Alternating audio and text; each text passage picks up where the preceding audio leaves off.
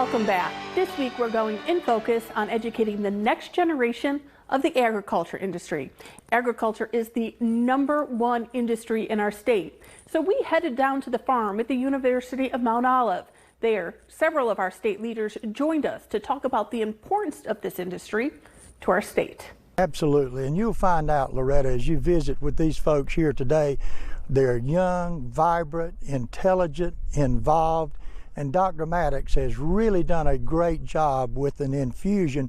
We have 60 different counties represented in the student body here of 303 young, vibrant, interested students. So I'm confident that the agriculture side of things is in good hands for the next several decades. Representative Murphy, you know, when we talk agriculture, having this kind of school over in the eastern part of the state for all of these folks, especially who are coming from family farms and want to stay in the family business, and even new kids who are interested in this, how important is this? It's critical. As you know, when I'm talking with my colleagues in Washington, D.C., we talk about agriculture that goes across the nation. It's wonderful to see the youth of North Carolina coming together and say, look, we will have a future for North Carolina agriculture, and it's something that I really like to boast about in Washington, D.C. Big picture here, when we talk about agriculture in North Carolina and we look at what is concentrated on at the legislature in bills and stuff that we have, in laws that we pass there, how are we making sure that the agriculture industry stays viable in the state? It's tough to be a farmer today. It is tough to be a farmer, and frankly, over the years, a lot of small farmers have actually gotten out, so you do have a lot of bigger farmers. But having schools like this right in the heart of agriculture country is huge.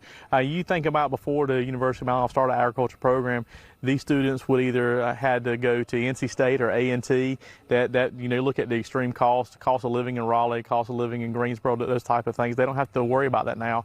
A lot of them can come directly off the farm, get their education, go right back to the farm, and they're doing it right here in our backyard. And so it's vital for the success of agriculture as we move forward that this program continue to grow by leaps and bounds, and Dr. Maddox has done an outstanding job growing this program. And as I talk to these young people, they get it. They understand what Lincoln said many decades ago: in order to produce two where there was but one is both a profit and a pleasure. And that's what the ag community is all about. Less farmers, less land, being more productive so we can feed ourselves and have enough left over for a hungry world.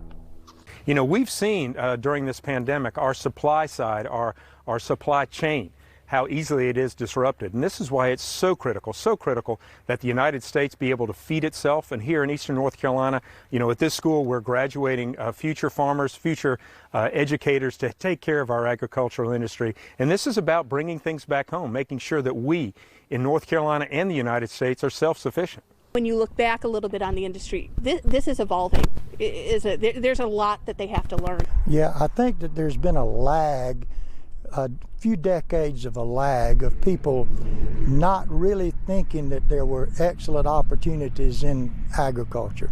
Dr. Maddox and others have revived to a great measure the opportunities that are out there.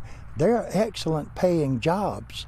And when we think about producing the food and fiber, there are a lot of reasons that we are a free nation, but perhaps all of them put together might not equal the fact that we've been able to feed and clothe ourselves. And those of us who are getting older, we need the enthusiasm of these younger folks coming into it, and it's palatable here at the University of Mount Olive.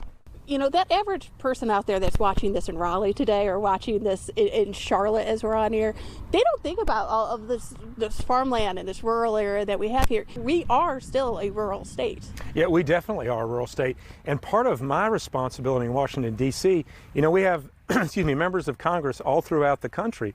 You know, my district is 17 counties all throughout Eastern North Carolina, most of which is rural. Some of the other members of Congress have a district that's 5 blocks in inner city DC and trying to explain to them how critical it is that we work here, that we grow the food here so that they can walk down to a restaurant in the middle of New York City or Philadelphia or somewhere and understand that food just does not magically appear. And so getting things on the ground with what Dr. Maddox has done here to get our youth involved, to keep this going, not only for North Carolina, but really for the food supply of our nation, is really critical.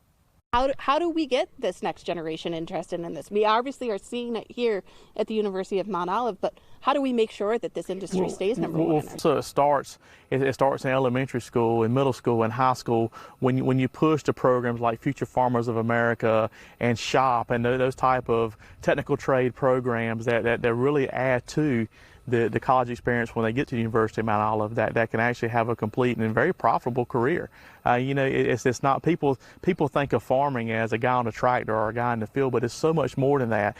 We have folks here today that are looking at animal science, veterinarians, and working on big farms. You also have the agribusiness side of it and how they go and have crop insurance and just so many different aspects of the agriculture community that the advocating for it is going to be the number one driver in making sure it succeeds. And frankly, we need for it to succeed, because if we can't feed ourselves, if we can't clothe ourselves, we're in a world of hurt. And I'm very blessed that here in Eastern North Carolina, we take that day in and day out very serious. And of course, it's beautiful to be out here, and you get a chance to look around. And as like I told you earlier, welcome to God's country. This is where the magic happens. It certainly is beautiful here. I want to thank you all so much for joining us today. And I want to thank you for joining our conversation as we focus in on the big issues that are facing North Carolina. We'll see you back here next week for another edition of In Focus. Until then, have a great week.